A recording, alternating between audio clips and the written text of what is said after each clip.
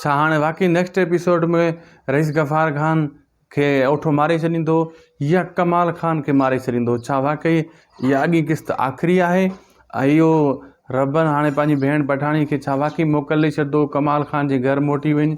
छा उन्हनि जो वाकई ठाह थियण वारो आहे इन किस्त में? अचो तव्हांखे ॿुधायूं था हाल हक़ीक़त असल में आहे छा। दोस्तो पहिरीं ॻाल्हि थी नेक्स्ट एपिसोड में जेको आहे रईस गफ़ार ख़ान समूरा इल्ज़ाम हणंदो जेको मजीद मरी वियो ऐं कमाल ख़ान जे वाठनि ते कमाल ख़ान जे साम्हूं वेही उन जे वाठनि खां पुछंदो, लेकिन कमाल ख़ान उन खे बचाईंदो पंहिंजे वाठनि खे। इहा ॻाल्हि कंदो त इहो ओठे जो कमु आहे, मुंहिंजे वाठनि जो इहो कमु न आहे। उहो चवंदो त अगरि तुंहिंजे वाठनि जो इहो कमु न आहे त पोइ तुंहिंजे वाठनि ओठे जे मथां हमिलो छो कयो हो? माना काफ़ी माना अहिड़ियूं कोशिशूं कंदो रईस गफ़ार ख़ान जीअं ॾोही ज़ाहिर कयां, लेकिन कमाल ख़ान पंहिंजे वाठनि खे बचाइण में कामयाबु थी वेंदो। नेक्स्ट एपिसोड में दिलि चाहे कयो न रईस गफ़ार ख़ान मरदो न कमाल ख़ान मरदो। तव्हां इन परेशानी में हूंदो त मां तव्हांखे ॿुधायां सिर्फ़ु ओठो कोशिशूं इहे कंदो। ऐं अचण वारी किस्त में जेको आहे पठाणी खे बि घर वारा चवंदा तूं हली वञो होॾे पंहिंजे मुड़ुस सां रहो जीअं हू सही तरीक़े सां सुधरी वञे।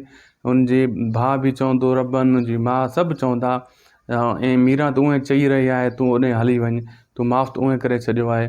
ऐं नेक्स्ट एपिसोड में तव्हां इहो बि ॾिसंदो दोस्तो अहमद वरी कोशिशि कंदो त ओठे खां बचण जी, लेकिन ओठे जे चुंगल में हू हिन टाइम फाथल आहे पर पूरे तरीक़े सां फाथल आहे। ऐं जेको आहे वारिस इहा ॻाल्हि कंदो त ओठो मोटे कान थो ऐं उनजो चाचो बि वञी ॿुधाईंदो वारिस खे त ओठो हाणे ज़मीन जो जेको आहे हिसो कोन ॾींदो, कब्ज़ो करे वेही रहियो आहे। ऐं वारिस हिते कावड़िजी पवंदो, ॾमरजी पवंदो।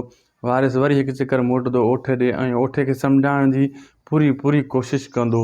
ही हुई हाल हक़ीक़त जेकी अॻी किस्त अचण वारी आहे तव्हां थी पुॼाईसीं। उमेदु आहे तव्हांखे वीडियो वणियो हूंदो। अगरि वीडियो पूरो तव्हां हेसि ताईं ॾिठो आहे त महिरबानी करे शाहिद खुसरो वीलॉग यूट्यूब चैनल खे सब्सक्राइब करे छॾियो ऐं फेसबुक पेज खे फॉलो लाइक शेयर ज़रूरु कंदा। मिलंदासीं नेक्स्ट वीडियो में। असांखे ॾींदा इजाज़त। साथ सिंध सलामत, साथ सलामत, ख़ुदा हाफ़िज़।